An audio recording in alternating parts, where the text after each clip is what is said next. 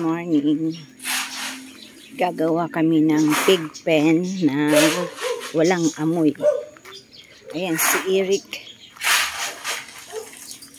Naghahanda ng kanyang gagamiting materials sa paggawa ng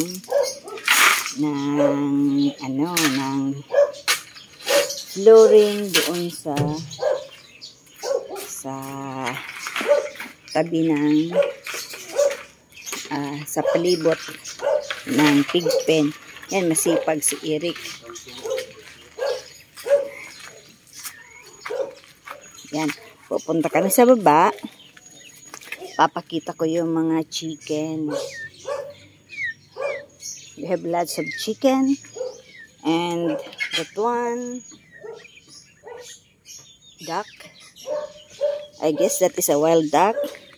And another here under this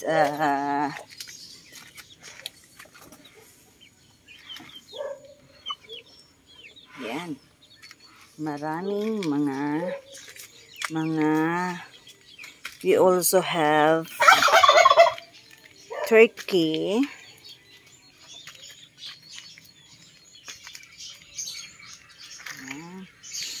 Yan ang turkey. Lots of fruit-bearing trees.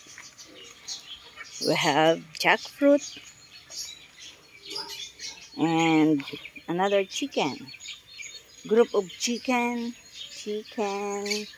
A roaster. We also got this one. This is dragon fruit. About to have its fruit. Yan. Also, we have lansunis.